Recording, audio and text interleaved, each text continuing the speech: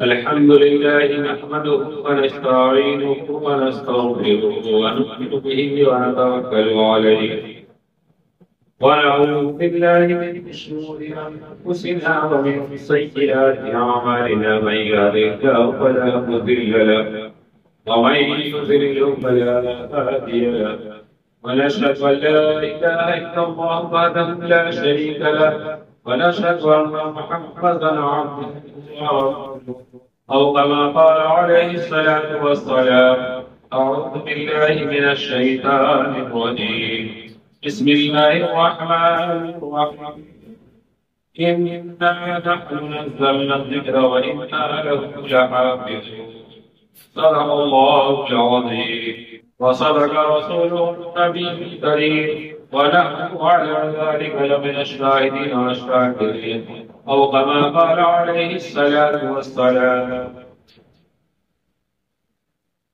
میرے محترم بزرگوں اور ساتھیوں اور میرے بھائی، اللہ کا بہت بڑا احسان اور کرم ہے کہ اللہ نے آج ہفتے کی عید میں آنے کی توفیق عطا فرمائی. یہ جمعے کا دن بہت بابرکت کا دن ہے اور ہفتے کی عید ہے. اللہ تعالیٰ نے آپ کو اور ہم کو چنا اور ہم اس جمعے کی قدردانی کرے کی ہے. یہ اللہ کا بہت بڑا احسان ہے. آپ نے دیکھا ہوگا بہت سارے حضرات ایسے ہیں جو آج کے دن بھی پچھڑے ہوئے ہیں اور ان کو جمعے کا خیال بھی نہیں ہوتا. تو اس نحس پہ اللہ کا بہت بڑا احسان ہے کہ اللہ نے آپ کو چنا اور مسجد میں آنے کی توفیق عطا فرمائی. کاش اللہ تعالی ہر مومن کو، ہر امت مسلمہ کو مسجد میں آنے کی توفیق عطا فرمائے. میرے محترم، چونکہ آپ لوگ دیر سے آئے اور کچھ باتیں کہنی تھی، آج جو حالات چل رہے ہیں، میں نے ابھی قرآن کی ایک چھوٹی سی آیت تلاوت کی. اِنَّا نَحْنُ نَزَّلْنَا الذِّكْرَ وَإِنَّا لَهُ لَحَافِظُونَ. اللہ نے قرآن میں قرآن کی حفاظت کی ذمہ داری خود لی. بعض علماء نے 5، بعضوں نے 7، بعضوں نے 9، بعضوں نے 13 تک. ہمارے مولانا انعام صاحب گجرات میں رہے، انہوں نے 13 صفات کو جو ہے انہوں نے بکھیرا ہے. تو کہنے کا مطلب یہ ہے کہ قرآن کی حفاظت اللہ خود کرے گا. خود کرنے کا مطلب ہے کہ وسائل، آج قرآن کی حفاظت، لوگ قرآن کے پیچھے اتنے پڑے ہوئے ہیں، لیکن پھر بھی اللہ کے اطراز سے اللہ نے خود اس کی حفاظت کی ذمہ داری لی ہے. آج حافظ قرآن دیکھیے، آپ کو لاکھوں نہیں کروڑوں نہیں اربوں کی تعداد میں، جس نے 30 پارے کو اپنے سینے میں محفوظ کیا. یہ بھی قرآن کی حفاظت. ابھی میں نے قرآن کی جو آیت تلاوت کی ہے، یہ قرآن اتنی بابرکت کتاب ہے، اتنی مہذب کتاب ہے، اتنی شاندار کتاب ہے کہ اس کی جتنی بھی تعریف کی جائے، یہ قرآن آپ کا وہ مرتبہ بڑھاتا ہے، یہ قرآن آپ کے درجات کو اس تک لے جاتا ہے کہ قرآن، اللہ نے کہا قرآن کو پڑھتا جا اور جنت کی سیڑھی پہ چڑھتا جا. کتنا بڑا مرتبہ آپ سوچ سکتے ہیں. قرآن اتنی بابرکت کتاب ہے، اتنا پاورفل ہے کہ آج ہم اس سے ناآشنا ہے. ہم قرآن کو سمجھنے کی کوشش نہیں کر رہے، قرآن کو پڑھنے کی کوشش نہیں کر رہے، قرآن پہ عمل کرنے کی کوشش نہیں کر رہے. یہ ہمارے اوپر آ رہے ہیں اس وجہ سے جس دن ہم قرآن کو سمجھ جائیں گے، قرآن کو پڑھیں گے، اس پہ عمل کریں گے، انشاءاللہ ہماری زندگی میں انقلاب پیدا ہوگا۔ ہم پھر وہ مسلمان نہیں رہے۔ کہا گیا ایمان کامل، جس کو ایمان کامل، اگر آپ کا ایمان ہے اور ایمان صالح، ایمان صالح اگر آپ کا ہے تو ساری چیزیں آپ کے سامنے جو ہے ایمان ہو جائے اور نیک صالح ہو جائے، اس سے بڑھ کے دنیا میں کوئی چیز ہے ہی نہیں۔ قرآن وہ پاورفل کتاب ہے کہ جس کو آج امریکہ، آپ دیکھیے امریکہ کی سرزمین جو ہے وہ ہمارے قرآن کو پڑھ کے اس پر ریسرچ کر رہا ہے، اور ساری ٹیکنالوجی جو ہے وہ قرآن سے پورا کر رہا ہے، اور ہم کو ملا ہے، وراثت میں ملا ہے، اس کی قدردانی نہیں۔ میرے محترم، فرشتوں میں جو سب سے زیادہ پاورفل حضرت جبرائیل علیہ السلام، سارے فرشتوں کے سردار جو ہمارے آقائے نامدار احمد مصطفیٰ محمد مصطفیٰ صلی اللہ علیہ وسلم پر وحی کراتے تھے، وہ حضرت جبرائیل علیہ السلام۔ میرا کہنے کا مقصد یہ ہے کہ قرآن ایسی کتاب ہم کو ملی کہ حضرت جبرائیل علیہ السلام ہمارے نبی پر قرآن لے کر آئے، وحی کر آئے۔ اللہ نے اس قرآن کی برکت سے، اللہ نے اس قرآن کی برکت سے سارے فرشتوں کو سنبھالا ہوا ہے۔ یہ کس کی برکت ہے؟ قرآن کی برکت۔ اور یہ قرآن اتنا بڑا پاورفل کتاب ہے، اتنی بڑی کتاب ہے کہ نقل کرنا چاہتا ہے، نقل نہیں کر پایا اس کی تاریخ۔ اور 4 آسمانی کتابیں آئی، اس میں سب سے پاورفل اگر وہ کوئی کتاب ہے تو وہ قرآن مجید ہے۔ توریت، زبور، انجیل اور قرآن شریف جو ہمارے محمد صلی اللہ علیہ وسلم پر اتاری گئی۔ 5 چیزیں میں آپ کو بتاتا ہوں، ٹائم تو بہت قلیل ہے، کہ جب حضرت جبرائیل علیہ السلام وحی لے کر آئے ہمارے نبی پہ، تو اللہ نے اس کی برکت سے سارے فرشتوں کا سردار بنایا۔ یہ قرآن وہ پاورفل کتاب ہے۔ اس کے بعد یہ قرآن جس جگہ پر اتارے گئے، آج ہمارے اور آپ کے درمیان کوئی دنیا میں اگر سب سے بہترین جگہ ہے، سب سے اعلیٰ جگہ ہے، سب سے افضل جگہ ہے، اگر کوئی جگہ ہے تو وہ ہمارے لیے خانہ کعبہ ہے۔ اور جہاں قرآن خانہ کعبہ میں وحی لے کر آئے حضرت جبرائیل علیہ السلام، تو اس سرزمین کو ساری دنیا کو مقدس کر دیا۔ آج ہماری نظروں میں، ہمارے دلوں میں اگر کسی سرزمین کا سب سے زیادہ احترام ہے تو وہ خانہ کعبہ کا۔ یہ کس کی وجہ سے؟ قرآن کی وجہ سے۔ یہ کس کی وجہ سے ہوا بھائی؟ یہ قرآن کی وجہ سے ہے، قرآن کی برکت سے۔ یہ قرآن جس نبی پہ اترا، جس نبی پر وحی آئی، حضرت محمد مصطفیٰ صلی اللہ علیہ وسلم پر، تو اللہ نے اس قرآن کی برکت سے سارے نبیوں، یہ قرآن کی برکت ہے۔ ہم کو قرآن پہچاننے کی ضرورت ہے، قرآن پڑھنے کی ضرورت ہے، قرآن پہ عمل کرنے کی ضرورت ہے۔ اس قرآن کی برکت سے ہمارے نبی، ہمارے جتنے بھی 1,24,000 کم و بیش انبیاء آئے، اس میں سب سے بہترین اور سب سے اعلیٰ کن کو مانا گیا؟ حضرت محمد مصطفیٰ صلی اللہ علیہ وسلم کو۔ اس قرآن کی برکت سے سب سے سرسبز، آپ نے وہ واقعہ سنا ہوگا مسجد اقصی والا، آپ کو امامت کا شرف حاصل ہوا، سارے نبیوں کی امامت ہمارے محمد صلی اللہ علیہ وسلم کو یہ شرف حاصل ہوا جو سارے نبیوں کی امامت۔ اس کے بعد آپ دیکھ لیجیے کہ جس مہینے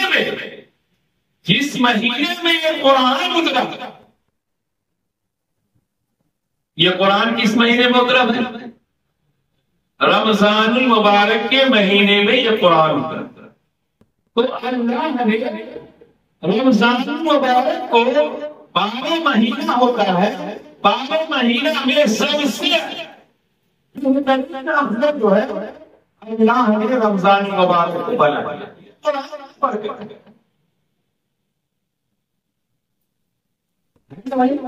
12 مہینہ میں آج ہمارے لیے اگر سب سے بہترین کوئی مہینہ ہے تو وہ ہم کس مہینے کو گنتے ہیں؟ رمضان المبارک کے مہینے، بابرکت مہینہ، اس قرآن کی برکت سے۔ اور جس رات میں اس رات میں یہ قرآن اترا، اس کو ہم اور جو ہے شب قدر کے نام سے جانتے ہیں، القدر کے نام سے جانتے ہیں۔ یہ 27ویں شب جو ہے تقریباً علماء کا اتفاق ہے، اس رات میں قرآن اترا تو اللہ نے ساری راتوں میں لیلۃ القدر کو سردار بنا کہ اس رات کو اگر جان کر آپ جو مانگے جو اللہ سے کہیں وہ آپ کی مرادیں پوری ہوتی ہیں، دعائیں پوری ہوتی ہیں، جو دل میں خواہشات آپ بیٹھے کہ اللہ آپ کے مقصد کو پورا کرے گا۔ یہ قرآن کی برکت ہے۔ سارے راتوں میں اللہ نے شب قدر کو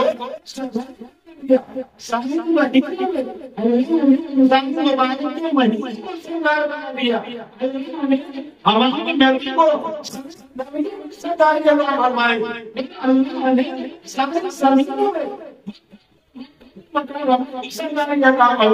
اور سارے فرشتوں نے حضرت جبرائیل علیہ السلام کو سکھایا۔ یہ ہے قرآن کی برکت، قرآن کی عظمت۔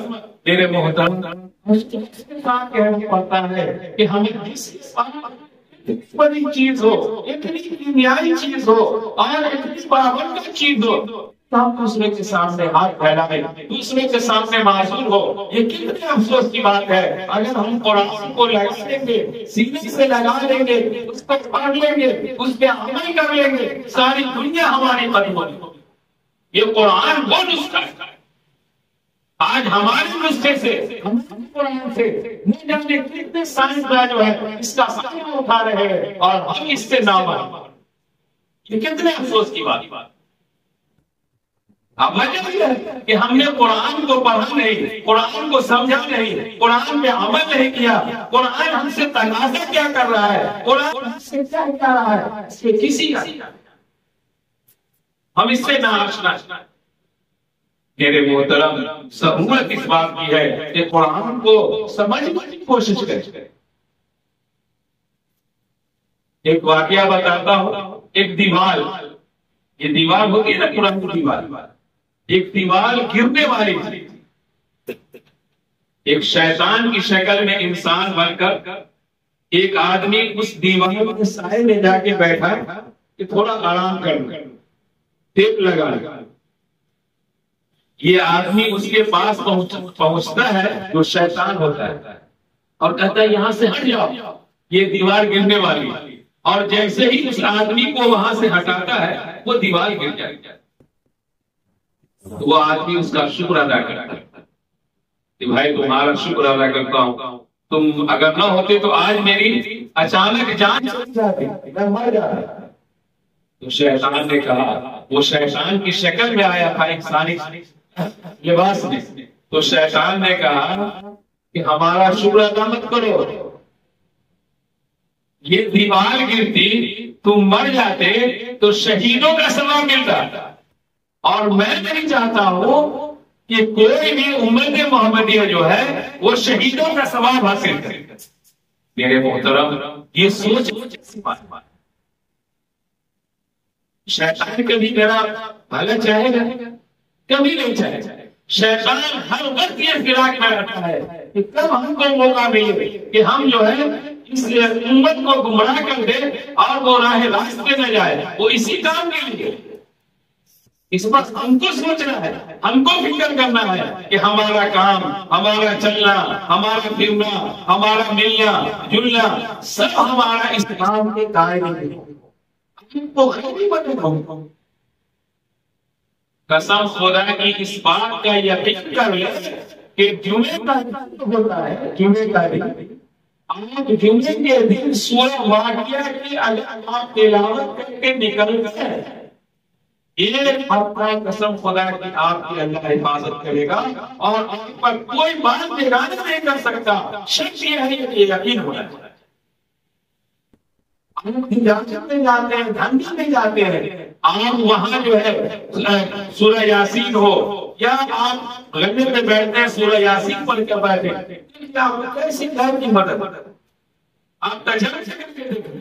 جتنے کے لیے سورہ کا حکم کر دیکھ لیتے سلام کر کے دیکھیے، اٹھتے بیٹھتے اگر آپ کو دعا نہیں ہے ہر کام میں بسم اللہ پڑھ کر آپ شروع کرے، اسلام کے نہج پہ چلے، دیکھیے قسم خدا کی آپ کی خیر کی مدد ہوگی، مسلم کی مدد کو ہو جائے گی. اور آپ کی نگاہ اللہ کے سامنے ہونی چاہیے، اللہ کے سامنے سجدہ ریز ہونا چاہیے.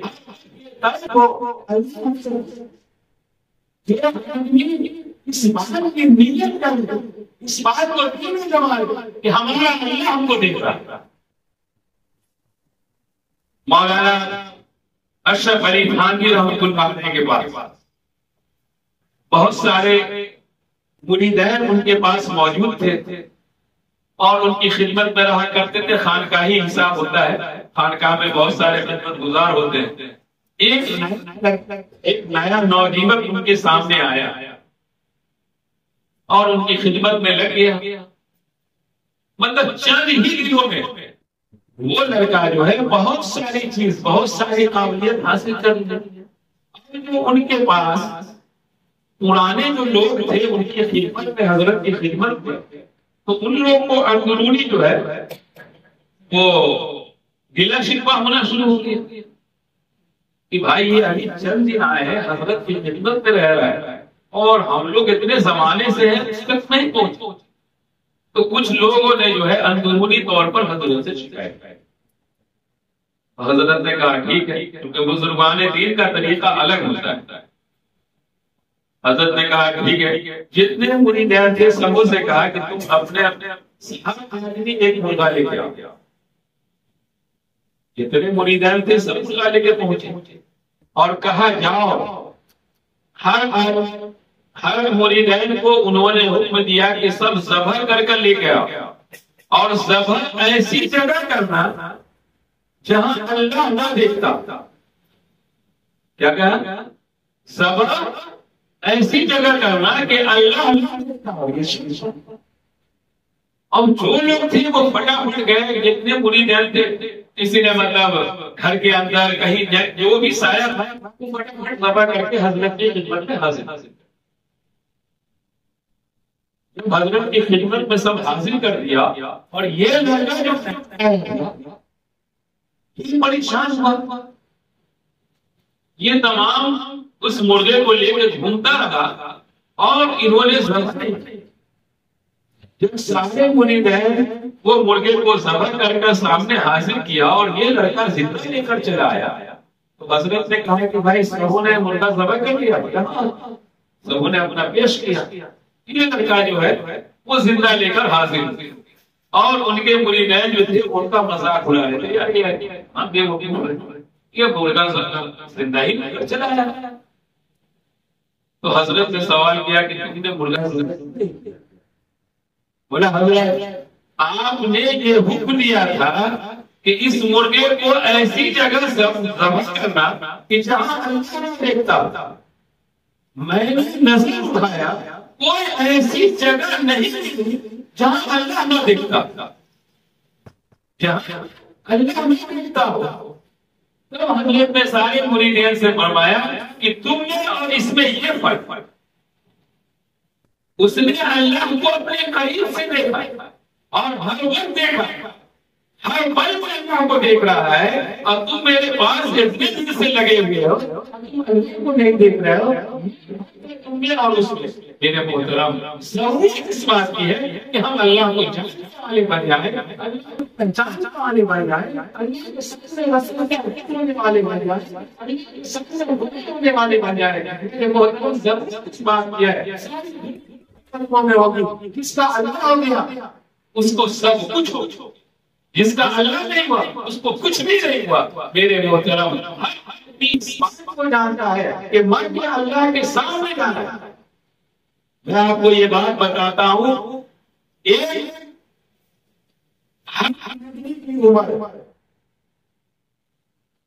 اگر ابھی آپ کو عمر ملتی ہے 70 سال، 80 سال، 90 سال اور تقریباً 100 سال، لاسٹ یہ عمر جو ہے وہ 100 سال تک تقریباً لوگ چلے جاتے ہیں. آپ اس بات کا اندازہ لگائیے کہ قیامت کا دن جو ہوگا وہ 50,000 سال کا ایک دن ہوگا. 50,000 سال کا ایک دن ہوگا میدان حشر کا. اور یہاں آپ کو عمر مل رہی ہے 100 سال کی، اس سے آپ کیلکولیٹ کریں، ضرب کریں تو اس حساب سے ہماری عمر جو ملتی ہے وہ 2 منٹ 55 سیکنڈ کی زندگی ہم کو ملے. آدمی کو اگر 100 سے ضرب کرتے ہیں، کیلکولیٹ کرتے ہیں تو ایک آدمی کی عمر کتنی ملتی ہے؟ 2 منٹ 55 سیکنڈ. اور اس میں ساری زندگی کا مرحلہ طے کرنا ہے. میرے محترم افسوس کی بات ہے کہ ہم آئے ہیں تو ہم کو جانا ہے، ہر آدمی اس بات کو جانتا ہے، لیکن اس کے درمیانی جو فیصلے ہیں اس کو ہم نہیں کر پاتے ہیں. اس بات ہم کو مر کے جانا ہے، اللہ کے سامنے منہ دکھانا ہے، ساری زندگی کا حساب کتاب دینا ہے. اللہ تعالیٰ وہ دن جو آوے وہ زندگی والا نہیں ہو، وہ دن آوے تاکہ اللہ جو سوال کرے اس کا صحیح جواب دے سکے.